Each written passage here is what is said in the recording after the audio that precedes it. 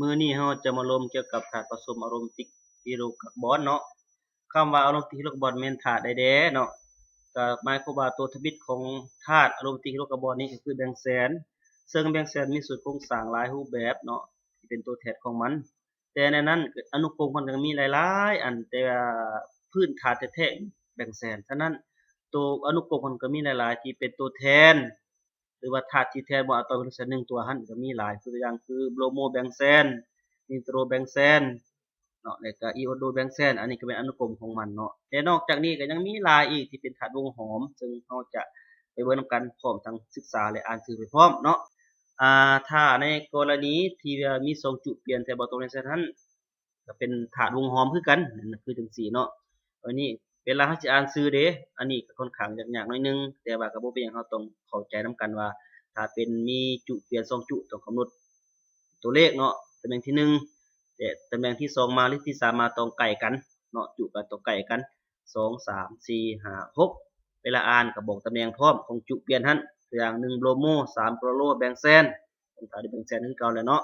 แต่ต่อไปถ้าเป็นลักษณะนี้คันทำหมายเลขอย่าง1 2 3 4 5 6ก็หมายความว่าถ้าหมายจากเบื้องซ้ายก็ตำแหน่งที่4 1กับ4ถ้าหมายเบื้องขวาก็1กับ4ซั่นสิหมายบ่ได้ก็ได้หมายความว่าให้ตำแหน่งตัวเลขที่กิ่งจับอยู่หรือว่าจุจับอยู่ให้น้อยที่สุดเนาะเวลาอ่านก็บอกตำแหน่ง1โบรโม4โคลอโรแบงแซนเนาะอันนี้ก็ง่ายๆและต่อไปในกรณีที่มีจุเปลี่ยนจาก2จุ3จุขึ้นไปตรงในหมายเลขแต่ว่าตัวนี้เป็น3จุเนาะฉะนั้นต้องเข้าใจอีกถึงว่าคัน OH ไปจับกับวงแบงแซนจะมีชื่อเฉพาะมันคือเพโนนเนาะเพโนนแต่ว่าถ้าเฮาบ่อยากอ่านคือลงท้ายด้วยเพโนนอ่านเป็นจุหมดก็ได้หรือว่าอยากอ่าน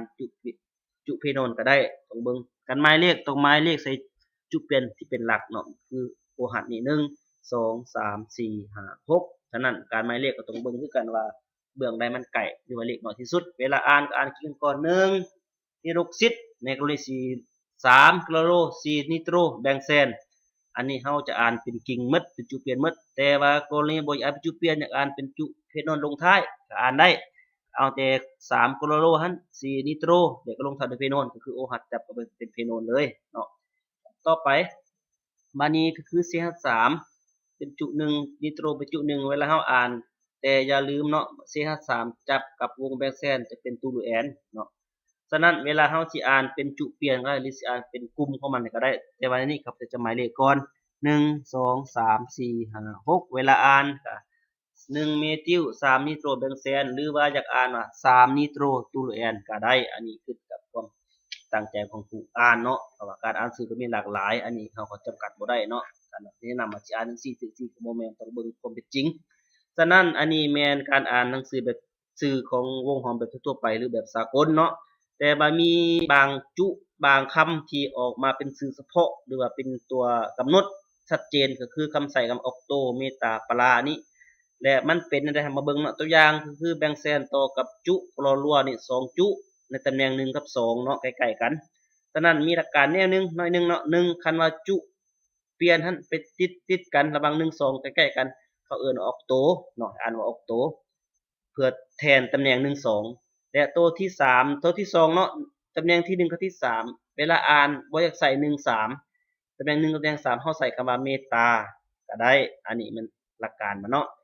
อันนี้แม่น1กับ4ก็ใส่ปลาเนาะมาเบิ่งตัวอย่างนำกันตัวอย่างแบงแซนต่อกับจุรอโล2จุเฮาสิอ่านจั่งใด1กับ2หั่นเพื่อบ่ใส่ตัวเลขบ่อยากหมายเลขว่าซะเนาะเขาขึ้นว่าออกโตเลยดีกโลคือว่าตัวรอทั้ง2ตัวก็ลงท้ายด้วยแบงแซนเนาะอันตัวนึงอย่างต่อไป